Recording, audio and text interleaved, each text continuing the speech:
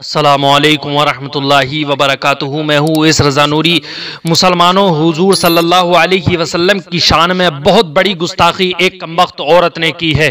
یقیناً اگر آپ سنیں گے تو آپ کی آنکھوں میں آنسو آ جائیں گے۔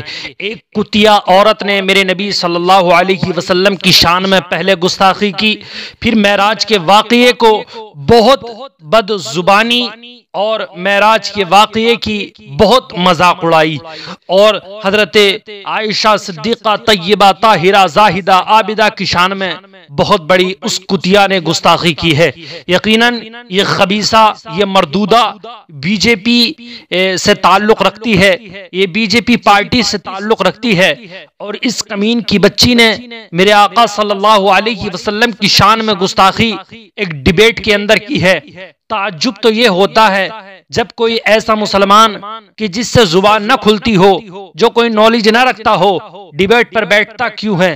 اور یہ نپور شرما کمبخت عورت نے میرے آقا صلی اللہ علیہ وسلم کی شان میں اتنی بڑی گستاخی کی، اتنی بڑی توہین کی حضرت عائشہ صدیقہ کی، اور ابھی تک اسے اریسٹ نہیں کیا گیا۔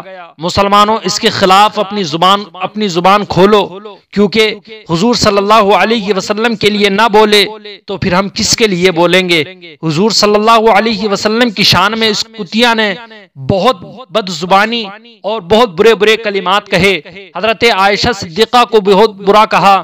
یقیناً اس عورت کو میں تو کہتا ہوں عمر قید کی سزا ہونی چاہیے۔ ایسی کمبخت عورت ہندوستان کے اندر صرف اور صرف یہ ایک لڑائی کرانے کا کام کرتی ہیں۔ آپ یاد رکھیں، اگر اس ہندو عورت نے جو یہ کام کیا ہے اگر یہ مسلمان کر لیتا تو میں کہتا ہوں کہ ڈیبیٹ پورا ہونے سے پہلے اس کو اریسٹ کر لیا جاتا، مگر افسوس صد افسوس یہ حکومت سو رہی ہے۔ یہ جتنے بی جے پی کے بڑے بڑے کاریہ کرتا ہیں، بڑے بڑے نیتا ہیں، یہ سو رہے ہیں، کیونکہ یہ تو دلالی کرنے میں لگے ہیں۔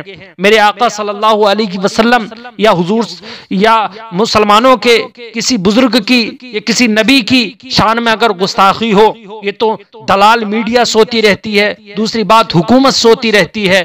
یقیناً اگر کسی ہندو کے بڑے پوروج کی اگر لیے کوئی بات کہہ دی جاتی تو میں کہتا ہوں کہ وہ بالکل سنی نہیں جاتی، مگر افسوس کی بات تو یہ ہے کہ حضور صلی اللہ علیہ وسلم کی شان میں گستاخی ہوئی اور یہ چپ ہے۔ میں کہتا ہوں اس نپور کتیا کو فوری طور پر سخت سے سخت سزا ہونی چاہیے، اور اس کو جو ہے میں تو کہتا ہوں عمر قید کی سزا ہونی چاہیے۔ اللہ تبارک و تعالی اس کو نیست و نابود فرمائے، اور اللہ تبارک و تعالی اس کو ہمیشہ ہمیشہ ہلاک فرمائے۔